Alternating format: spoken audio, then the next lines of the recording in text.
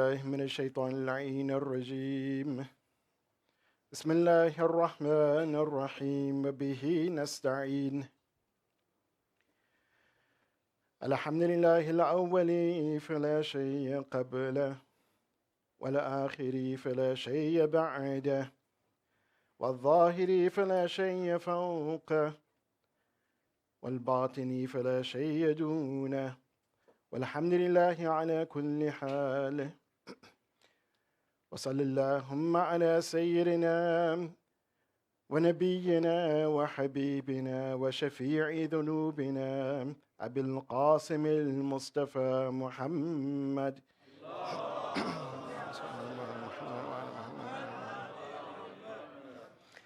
وعلى آله الطيبين الطاهرين المعصومين، لا سيما بقية الله في الأرضين، أرواحنا له فداء.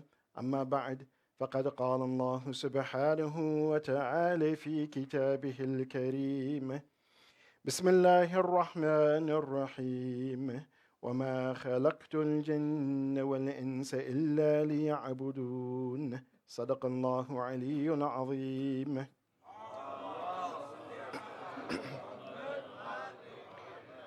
Assalamu alaikum wa rahmatullahi wa barakatuh. First and foremost, I give my condolences to each of you on the occasion which we have come to commemorate the shahadat of Imam Hussein, his Ahlul Bayt, and his companions, alayhim aflu salatu wasalam. As we mentioned, that the role and the status of women within the society, within Islamic society, is very important. It is one that requires, according to the guidelines and the guidance that we receive from Allah subhanahu wa ta'ala in the Quran, and from the example set by the Ahlul Bayt, alayhim salatu wasalam, that both men and women, that they work together, that they have a collective objective, they share the same objectives, share the same goal, and move towards that goal. One of those objectives, or one of those goals that Allah subhanahu wa ta'ala, He has set forth in the Quran, is that the believing men and the believing women, that they have wilayat over one another. They have guardianship over one another. To keep one another on the path of the Quran, on the path of Muhammad wa Ali Muhammad, alayhi wasallam. And this is what we were explaining yesterday. And of course, there's a lot more detail that we can go into, but these majalis we get, maybe just bits and pieces, chunks, at least something to reflect upon, something to ponder upon, and then later, inshallah, we can go into more detail. Because I want to give a comprehensive understanding of the status of women and the role of women in Islam. So rather than going into the details of each of these aspects that we've covered so far, one that, again, women was a very important role in the mission of Rasulullah sallallahu alaihi wasallam. That he came based on the Quran, based on the revelation, based on, again, his sunnah, to elevate their status, because, again, the way that people were thinking about them was wrong, incorrect. And this is something that was carried out throughout the mission of all of the Imams, alayhim salatu wasalam. But with regards to that aspect that we spoke about last night, that they have wilaya, not over simply other women, but also over men, to, again, do amr bil ma'ruf and to do nahy anil munkar. That is a general wilayat that has been spoken about, their general guardianship. And likewise, men have responsibility over other men and over women to, again, enjoin what is good and forbid what is wrong. To create that society, to create that community, to create that atmosphere that Imam Ja'far as-Sadiq alayhi salatu wasalam,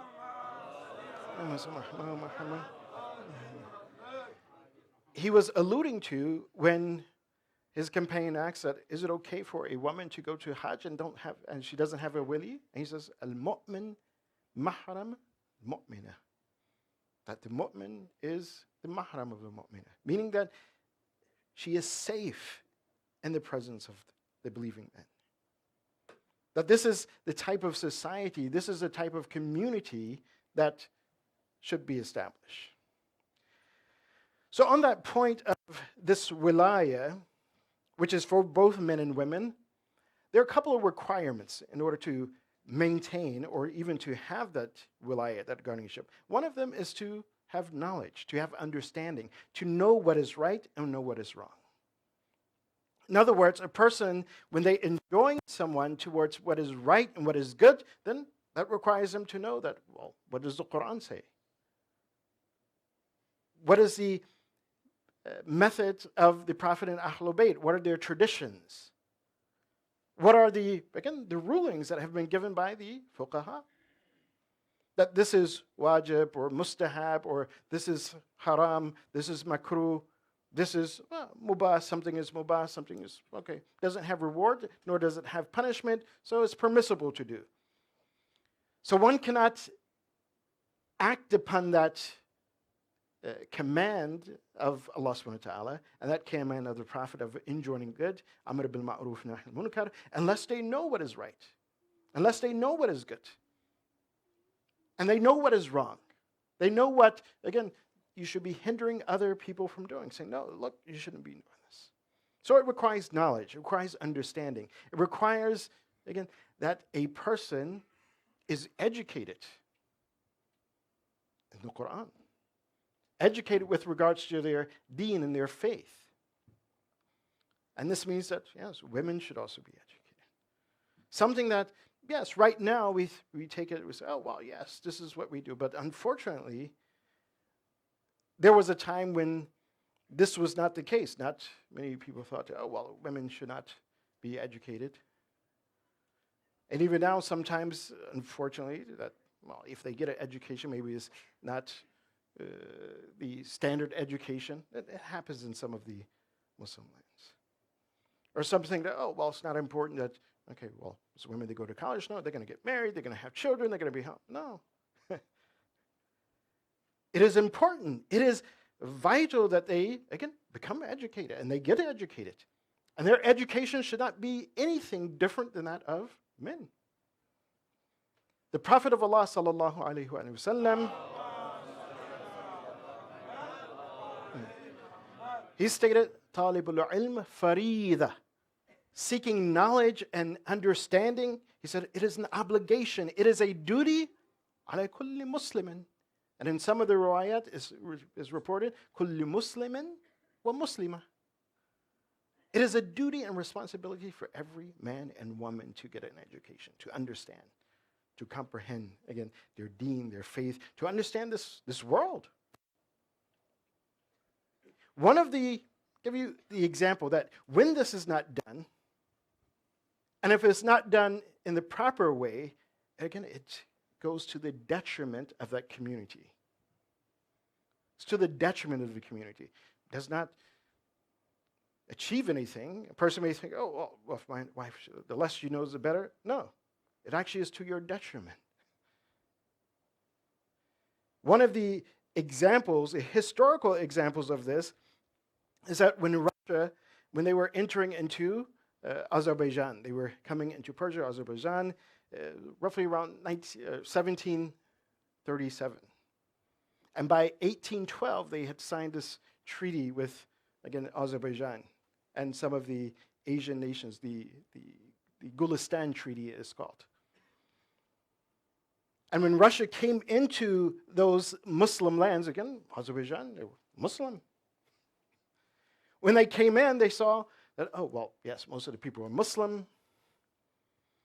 And even in their own kind of statement, yeah, they were weary about Islam because they knew that, well, if someone is practicing Islam, then they're not going to really have strength. How will they actually take over? How will they actually, again, maintain power and maintain control in this area?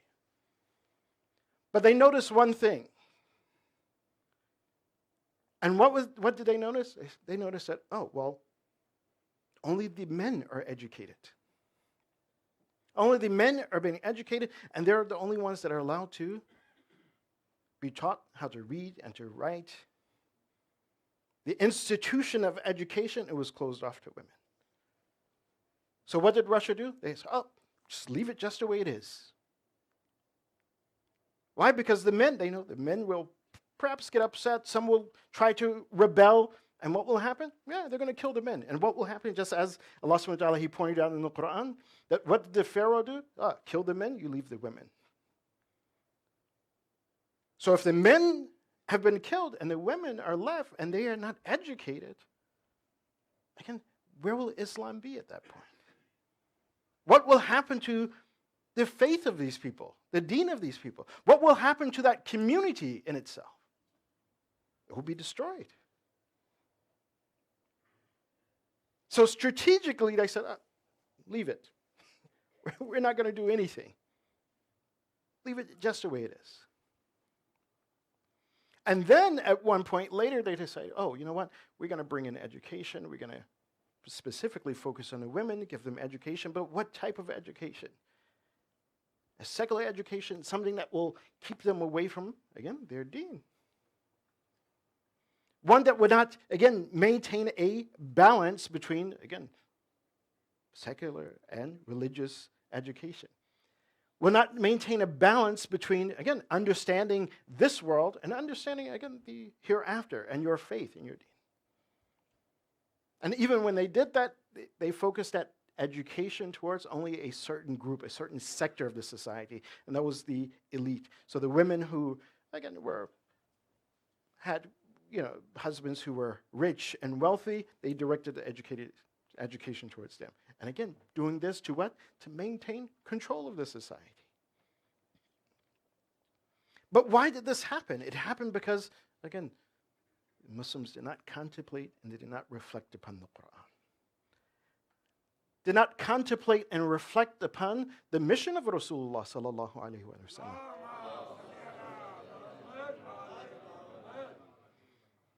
And particularly understanding that, no, women are a part of that mission. They are part of that society. They are part of that community, a very important part of that community. And that their education is just as important as education of men. And Allah subhanahu wa ta'ala, where He states this, or at least where He puts this concept across in the Meccan verses, is one in Surah Al-Dhariyat. Chapter 51 of the Quran, verse 56, where Allah subhanahu wa ta'ala, He states, وَمَا خَلَقْتُ الْجِنَّ وَالْإِنسَ إِلَّا لِيَعْبُدُونَ. That I have not created man, or not created jinn and man, except for that they worship Allah subhanahu wa ta'ala. But this ibadah here doesn't simply mean to raise your hands and do your takbir and make your salat. Yes, it will encompass that. But it's more than that, as Imam Ja'far as-Sadiq alayhi salatu wasalam, he stated, he said the meaning of this ibadah, he says, إِلَّا لِيَعْرِفُونَ. So that they may come to know Allah subhanahu wa ta'ala. And how is it that we come to know Allah subhanahu wa ta'ala? Allah subhanahu wa ta'ala, in the Quran, several times He tells us, He says, look to the heavens, look to the earth. Look to these things, contemplate them. Reflect upon them and come to know Allah subhanahu wa ta'ala.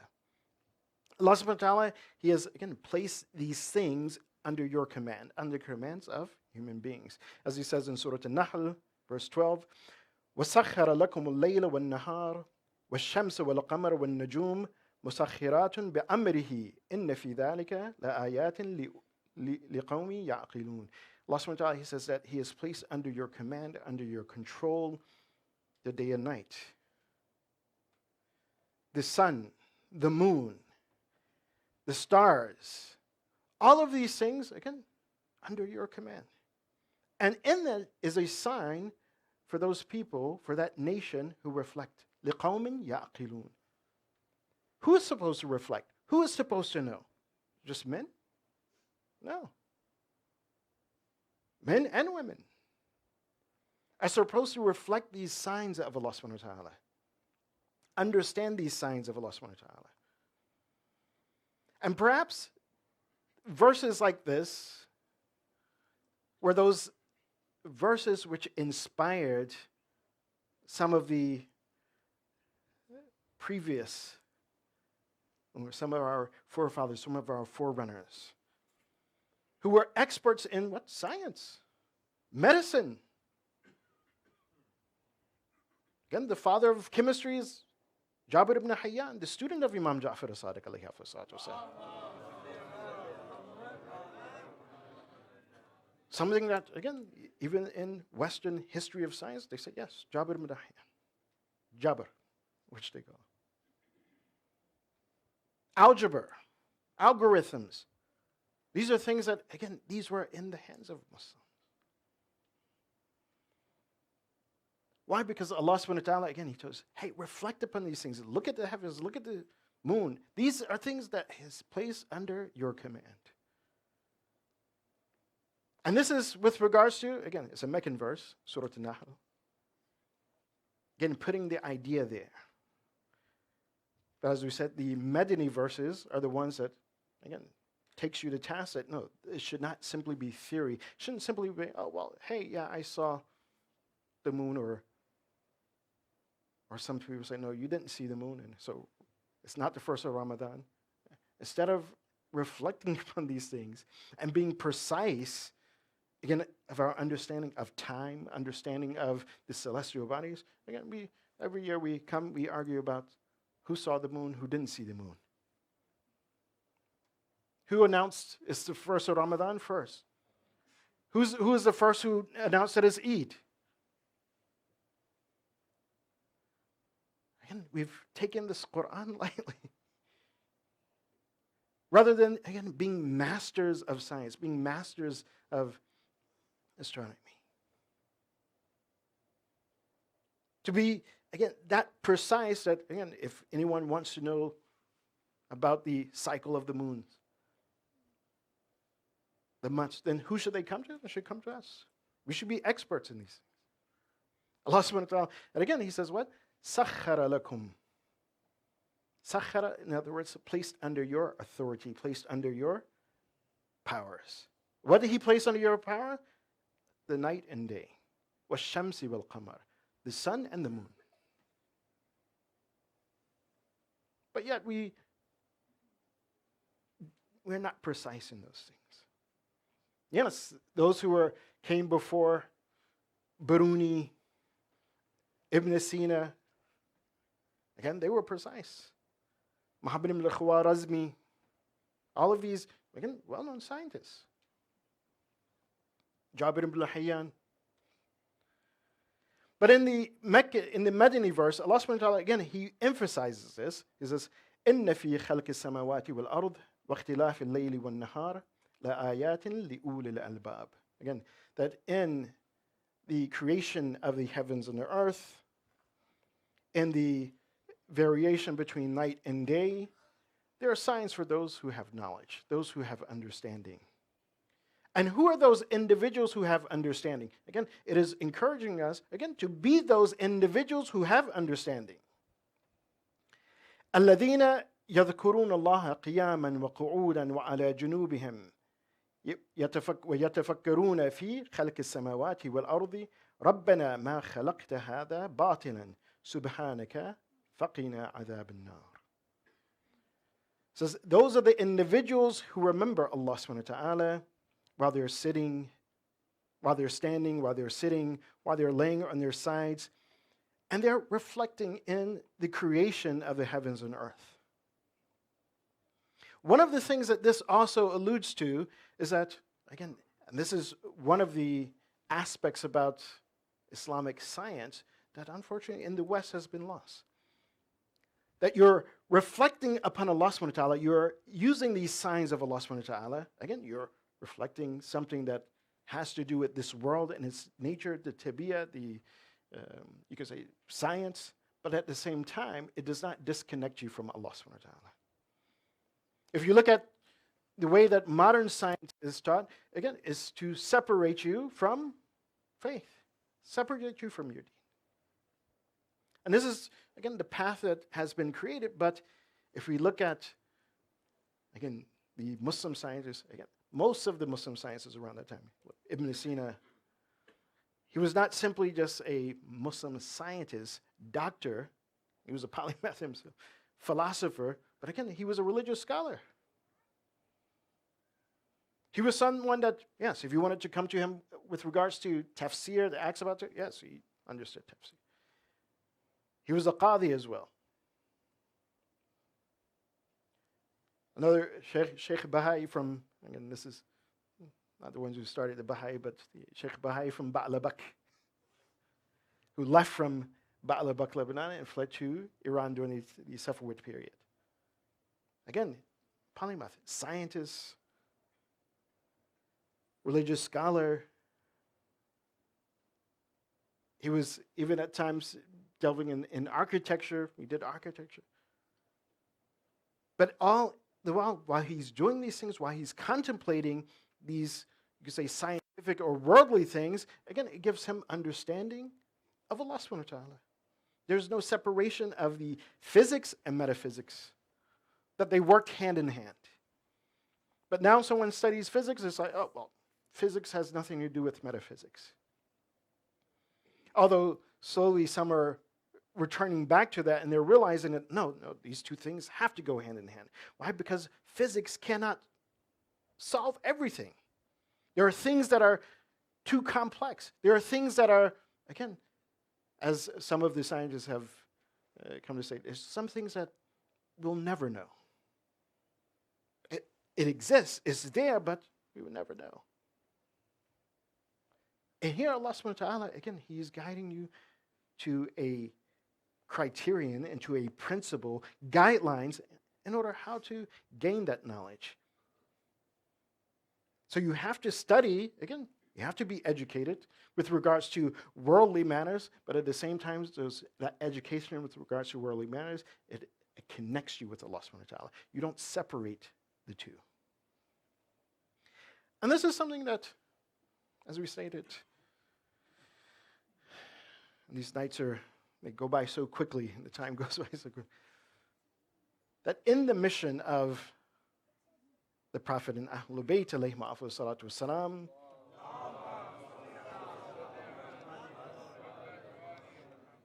it is something that we see in the example of their women.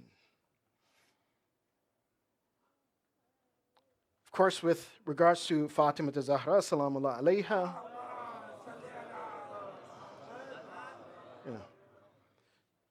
one of the titles that of Fatima Zahra that sometimes most people, they quite often don't mention, yes, we mention that she's Ummu Abuha. She is the mother of her father, again, because her nourishing nature, her care for the Prophet of Allah sallallahu alaihi wasallam. But also one of her titles and one of her names is Ummul Ulum, the mother of knowledge, the mother of science. As one of the authors, he writes about her, and again, he studies her life. He says that when we see Fatima Zahra salamullah alayha, and you really examine her life and her interaction, that she was, yes, Ummul Ulum. Not only understanding those intellectual sciences, as they call the aqliyat, but also an-naqliyat, those transmitted sciences, the traditions of the Prophet, that which was narrated to her. She was a master of both, as this author, he points out. In fact, also, Rasulullah sallallahu alayhi wa sallam, that often when a woman would come to the Prophet of Allah, and this is, again, just to show the status of Fatima Zahra, when some of the women would come and they would ask the Prophet a question, particularly when it was related to sometimes the issues of women. And even at times when it wasn't related to issues of women, what would the Prophet of Allah do? He says, go ask Fatima. She will give you the answer. She will give you the answer. Raising the status of Fatima. This is one of the women in the life of Imam Hussein. Another was Zainab salamullah alayha.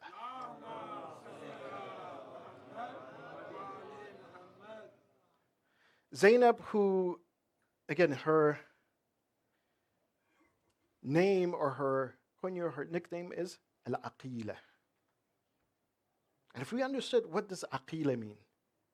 Aqila is that person who is smart, who is intellectual, who is, again, like a genius. Aqila meaning that individual that understands and comprehends things before they're even taught something. This is aqila. This is Zainab Salamullah alayha. This is the example that has been placed before us. But unfortunately, again, when we look at the ummah, it does not happen.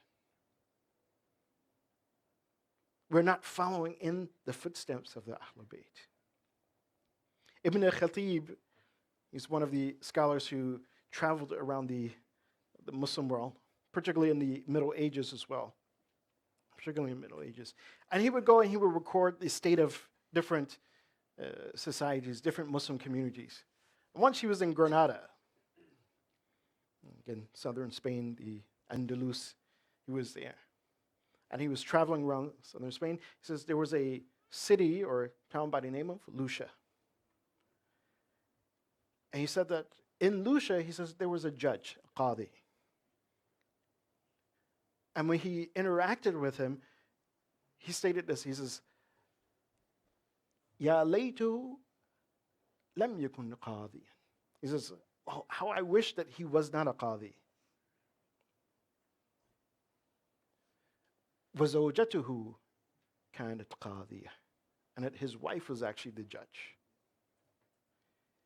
He said, because, he says, the woman, she was very intelligent, and she understood her deen, she understood the ahkam, to the point that she would often indicate to her husband, no, that's the wrong ruling, this is the rule. And he would go and he would look, oh yes, that's right.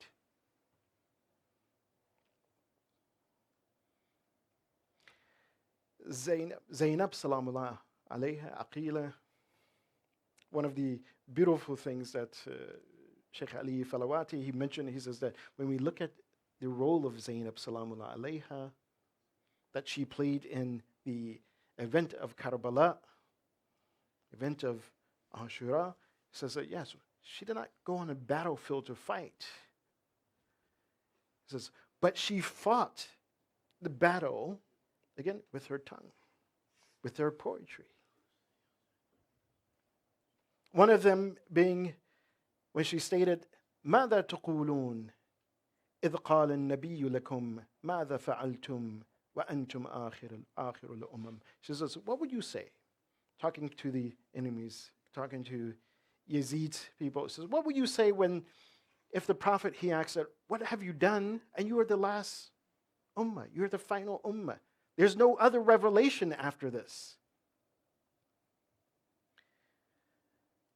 ماذا فعلتم وأنتم آخر الأمم بعترتي وأهلي بعد مفتقدي. He says, what have you done to my family after me? He says, what would you respond to Rasulullah? How would we respond to Rasulullah with regards to what we've done to the family of the Prophet? What would we say and what would we respond to what have we done, again, with the seerah of Rasulullah, following in the footsteps of Rasulullah, elevating the entire community through, again, understanding and comprehending the status of women in Islam, their role in the community, their role in the society. Inshallah, we'll get to Musiba, but I want to give one example of this. SubhanAllah, very beautiful example. And this is Farwa. Farwa, the mother of Imam Sadiq, not Farwa, who's in Farwa, the mother of Imam Sadiq. Who Imam Sadiq, alayhi he said about her that she is one of those individuals, she says that she is thiqah, she's someone who is a safeguard. He says that Farwa, that his mother, كانت أمي ممن آمنت واتقت وأحسنت والله يحب المحسنين. He says, my mother is one of those women who, again, she holds and safeguards her imanat. She is one of those women who is conscious of Allah subhanahu wa ta'ala. She is one of those women who, again, she is exalted in her status. And of course, Allah subhanahu wa ta'ala, He loves those who are good and noble. And then Imam Sadiq, he narrates on behalf of his mother. He would narrate hadith on behalf of his mother. Again, showing the knowledge of Farwa, the mother of Imam Sadiq. One of those narrations that he narrated from her, he says, قالت أمي, my mother said, قال أبي, that my father had told her, يا Farwa, إني لأدعو الله لمذنبي شيعتنا في اليوم والليل 1000 مرة. Says, O Farwa, that I would make dua for my Shia. Those who have made mistakes, I make dua for them 1,000 times each day and night. لأن نحن فيما ينوبنا من الرزايا نصبر على ما نعلم من الثواب وهم يصبرون على ما لا يعلمون. He says, why do I make dua for my Shia? He says, because whatever calamities and tribulations that we have faced, this is Imam Baqir, who was in Karbala. He says, whatever calamities and tribulations we face, he says, we do so with full knowledge of the reward of that. What will that bring us? He says, but those Shia, our followers, they are patient on that which they don't know. MashaAllah. MashaAllah. One of the announcements before we started was, oh, well, it's hot. Yes, it is hot. But it wasn't as hot as Karbala. This is just a practical example. The heat and the thirst of Karbala, Imam Hussein and Ahlul Bayt, they bared it, and they knew the reward at its end. But here we're bearing a little bit of heat with our AC and our fan. But yeah, still we may be a little bit uncomfortable. We may think that, oh, well, yeah, the time is going maybe a little bit late. You know, this week has been a long week. But we may not understand and comprehend the reward at the end of that. What difficulties we had to bear in this week. What difficulties we may be bearing now that, again, the heat or whatever, the lateness it is getting. We don't know the reward of it. But the Ahlul Bayt in Karbala, they comprehended the reward of bearing the thirst, bearing the hunger, bearing the heat.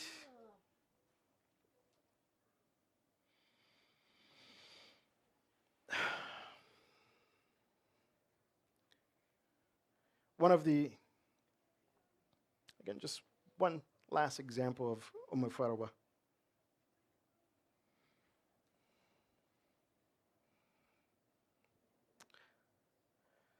Where Imam Musa Kadhim alayhi salatu wasalam,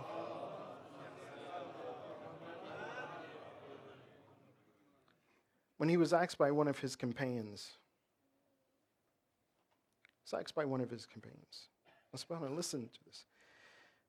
Abdullah al-Kahili, known as one of the reliable and the thiqah companions of Imam al-Kadhim. So he came to Imam Musa Kadhim and he asked him, he told him, he says, my wife, imra'ati wa imra'ati ibn Marid. My wife and, again, my friend's wife, Ibn Marid, he says, تخرجاني في المأتم فأنهاهما. Says they leave from the house to go do matam. In other words, to go do matam, to, again, pay the respect to the deceased. And so I forbade them. I told them, no, don't go. And what did she respond to me? فَتَقُولُ لِي إِمْرَأَتِي إِنْ كَانَ حَرَامًا فَأَنْهَانَ عَنْهُ حَتَّى نَتْرُكَهُ. He says that if it is haram for me to go out and to do matam, to pay my respects to those who have passed on, who's deceased, he says, then forbid me, and we'll leave this. وَإِنْ لَمْ يَكُنْ حَرَامًا فَلِأَيِّ شَيْءٍ تَمْنَعُنَا. And if it's not haram, this action that we're doing, he says, then what is your reasoning? Why are you denying me? Why are you denying us to go out? On one hand, this shows, again, the knowledge of the wife of Abdullah al-Kahili. Not only was he a companion of Imam Musa Kadhim, hearing the riwayat from Imam Musa Kadhim, hearing the riwayat from Imam Jafar al-Sadiq, that apparently his wife, again, understood, she heard, she comprehended. She says, if we are going out to do matam, we are going out to pay our respects to those who have passed on, and you want to stop us, what is your reasoning? Bring your reasoning. Going back and showing that, listen, that wilayah that someone has in a house, it has to be within the context of reasoning as well. She is a woman who is apparently educated. She says, what is your reason? So Abdullah Kahili, he went to Imam Musa Kadhim. He narrated this event to him. And he says, so what is the ruling? What should I do?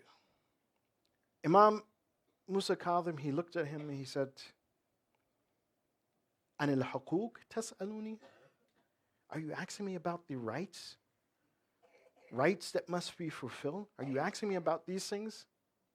Again, on one hand, the Imam, he's responding to that particular question, but he's even broadening the aspect, the scope, that if there's someone, a mu'min, that their rights should be fulfilled, and they're not being fulfilled, you're asking me about that? And he says, Kana Abi, meaning Imam Sadiq, says, Kana Abi yab'athu ummi. So Imam Sadiq used to send, again, his wife, Hamida. Yab'athu ummi wa Farwa, and his mother, the grandmother of Imam Musa Kadhim, Farwa. He used to send them out, taqdiyani haquqa ahl al-Medina, to fulfill the rights of the people of Medina. So Imam Sadiq would send, again, his wife, and he would tell his mother that, yes, go out, fulfill the rights of the people. So in other words, he was telling Abdullah al-Kahili, he says, this is the right of the people, that someone has passed away, and they should be mourned. Why do you stop them from mourning? Why do you stop them from mourning? Our mourning too for Imam Hussein, for the Shuhada of Karbala, is something that also will continue. Is something that, again, the Ahlul Bayt, their right is over us to mourn for them. A tradition that they put forth. Tradition that Zainab al-Kubra salamullah alayha put forth. To mourn the Shuhada of Karbala. Imam Hussein, he had mourned each and every shaheed who fell on the plains of Karbala. His companions, one after the other, Habib ibn Madahir, Muslim ibn Awsaja, Joan,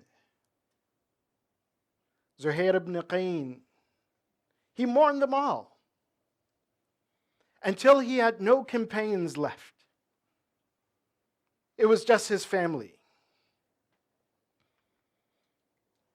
And when only his family was left, his own children, the children of Imam al-Hassan, Zainab al-Kubra, his brothers,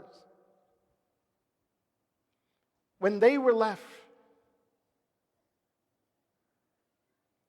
Imam Hussein, he said that he will send out his own son first, Ali al-Akbar. Ali Akbar, who looked most like Rasulullah, who looked most and sounded most like Rasulullah, that when Imam Hussein, he sent Ali Akbar forward, he began to recite this dua. Allahumma ashhad ala ha'ula al-qawm faqad baraza ilayhim غلام أشبه الناس خلقا وخلقا ومنطقا برسولك. Oh Allah, bear witness against these people. Bear witness against them that the one who looks most like Rasulullah, the one who sounds most like Rasulullah, that he is going to fight with him.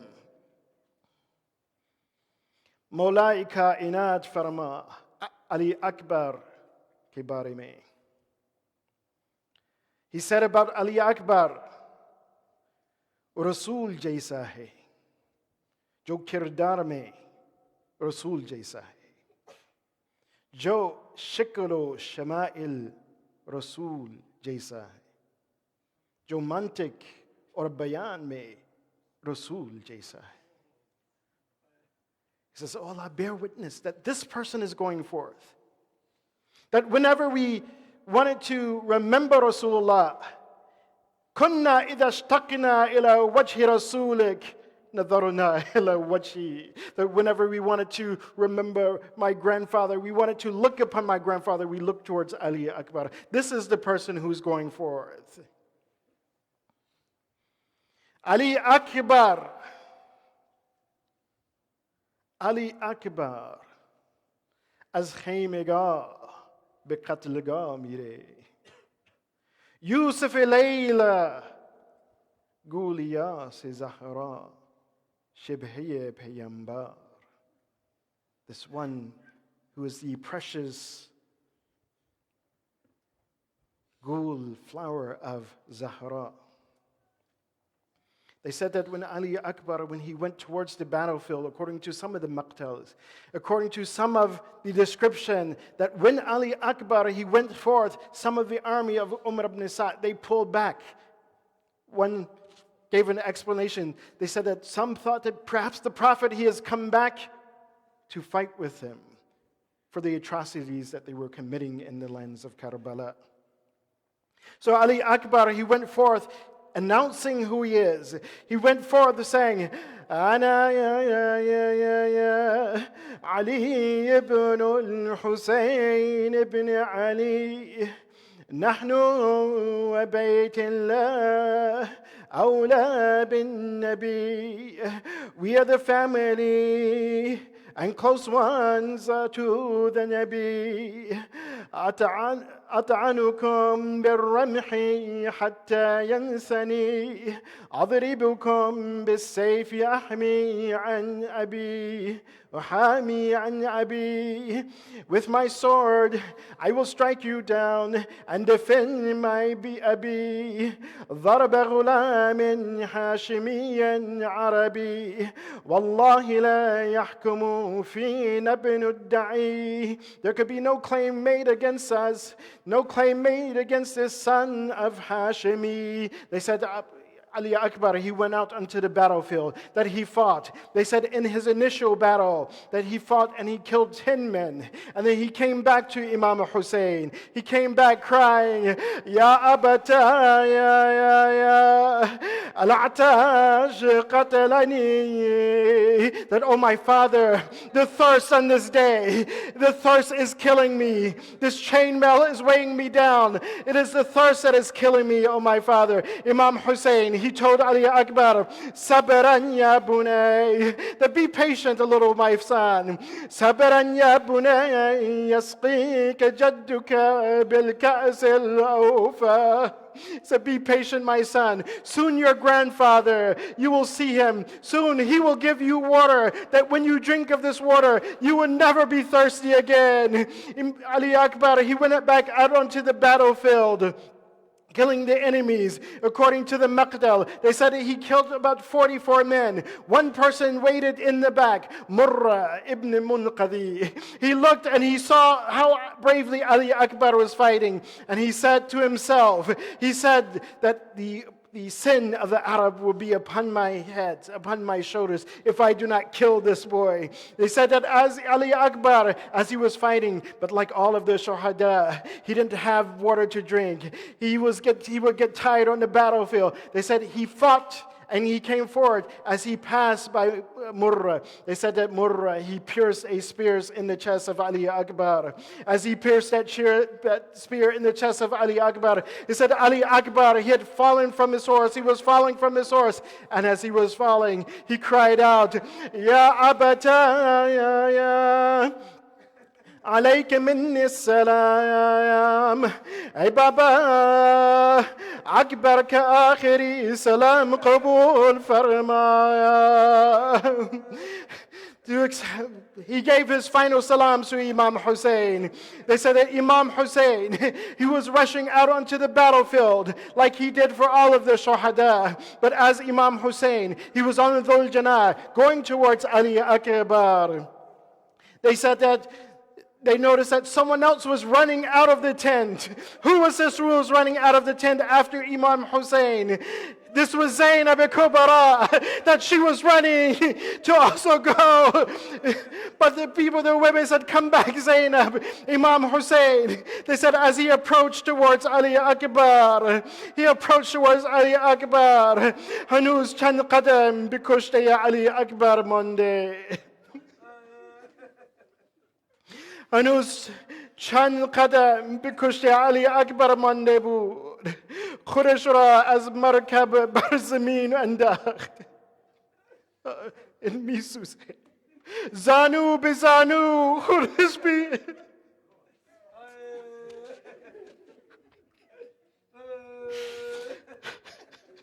زانو به زانو خودش بی علی اکبر صاد. He said that when Imam Hussein, he reached towards Ali Akbar, he threw himself off his horse and he crawled on his knees towards Ali Akbar. He took the head of Ali Akbar and placed it in his lap, wiping the dirt and the blood from the face of Ali Akbar. This martyrdom of Ali Akbar, this was painful for Rasulullah. Why was it painful? That when Ali Akbar, when he fell to the plains of Karbala, it said that the enemies had surrounded him and they were cutting at the body of Ali Akbar. According to the Maqdal, it says that when Imam Hussein, he wanted to pick up the body of Ali Akbar, this beloved son, Ali Akbar, it said that the Imam Hussein was shaking. That he was trying to pick up Ali Akbar. But he felt weak trying to carry Ali Akbar. He would pick him up and slowly bring him back towards the tent. Till he got to a point where he called out to his brothers, where he called out to his family, that come and help me take Ali Akbar back into the tent. Imam Hussein, he says, قَتَلَ اللَّهُ قَوْمًا قَتَلُوكَ يَا بُنَيْ. Oh Allah, may you kill those who have killed my son, Ali Akbar. أَلَا لَعْنَةُ اللَّهِ عَلَى قَوْمِ الظَّالِمِينَ. وسيعلم الذين ظلموا أي منقلب ينقلبون. ماتم حسين.